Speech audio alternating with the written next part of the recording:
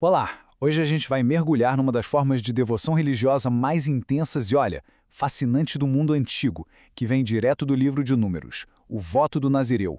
É uma prática de separação total, bem radical, que termina com uma das bênçãos mais conhecidas de todos os tempos.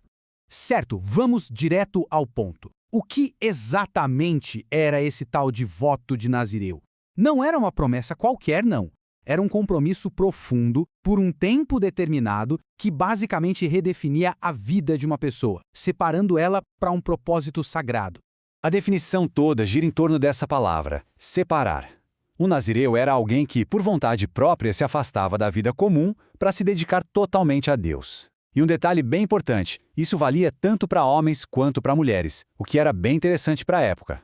Mas como é que essa separação funcionava na prática? Bom, ela era definida por 3 proibições bem claras, bem rigorosas, que moldavam cada dia do nazireu. E a gente vai ver cada uma delas agora. A primeira regra pode até parecer simples, mas ela era surpreendentemente ampla. Era uma abstinência total de qualquer coisa que viesse da videira, que era um pilar da cultura e da vida social daquele tempo. E olha só o quão radical era isso. Não era só sobre não beber vinho, era evitar absolutamente tudo que vinha da videira, do álcool ao vinagre, do suco às uvas frescas e até mesmo as sementes e as cascas. É um afastamento completo de um dos principais símbolos de alegria e de celebração daquela cultura.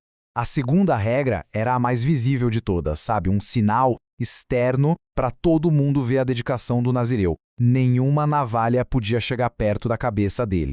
O simbolismo aqui é muito forte. O cabelo comprido se tornava uma espécie de coroa visível, uma declaração pública constante do voto daquela pessoa. Era um lembrete diário, tanto para quem fez o voto, quanto para a comunidade, de que aquela pessoa estava sobre uma consagração especial.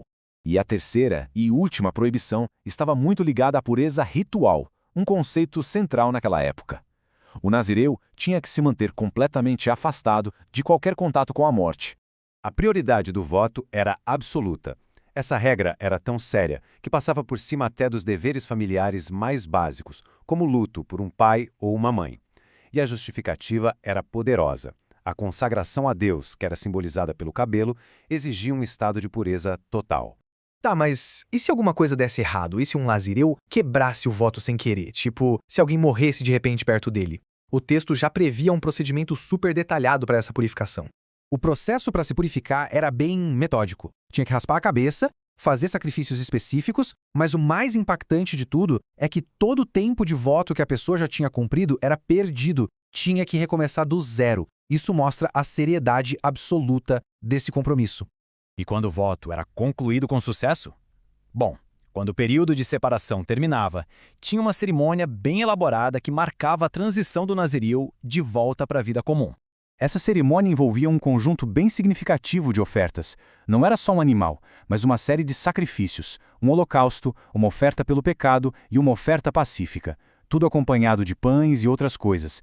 Era um ato bem formal e até custoso, para encerrar o voto diante de Deus e da comunidade.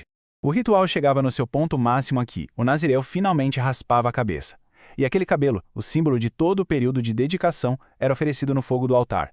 Era como se ele estivesse devolvendo simbolicamente o voto a Deus. Depois de uma oferta final do sacerdote, o nazireu estava liberado e podia beber vinho de novo, marcando seu retorno total à sociedade. E o curioso é que logo depois de detalhar essa prática individual tão intensa, o texto muda o foco completamente. Ele sai do indivíduo e se expande para a nação inteira, com a instrução para uma bênção sacerdotal que se tornaria uma das passagens mais queridas da Bíblia. E isso não foi uma sugestão, foi uma ordem direta a Arão, o sumo sacerdote, e seus descendentes. Eles receberam as palavras exatas que deveriam usar para abençoar o povo. A primeira linha é um pedido duplo, bem direto, de provisão e de proteção.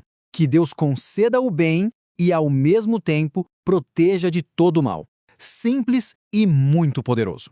A segunda linha usa uma metáfora linda. O rosto resplandecente de Deus significa favor, alegria, aprovação. É um pedido para que a graça e a misericórdia de Deus sejam uma presença constante na vida das pessoas. E a bênção termina com essa imagem. Levantar o rosto sobre alguém significa dar atenção total, favor. E o resultado final disso tudo? A paz, o famoso shalom em hebraico, que significa muito mais do que só ausência de guerra. Significa plenitude, bem-estar, integridade em todas as áreas da vida. E qual era o objetivo disso tudo? O texto é explícito. Ao dizer essas palavras, os sacerdotes estariam colocando simbolicamente o nome de Deus, ou seja, sua identidade, seu caráter, sua presença, sobre o povo. E isso vinha com uma promessa direta do próprio Deus. E eu os abençoarei. E tudo isso nos leva a uma reflexão final, né?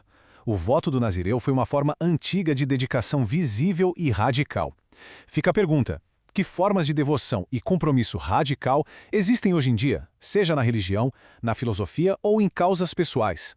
Essa busca por uma vida separada para um propósito maior é algo que, de uma forma ou de outra, ainda ressoa com a gente.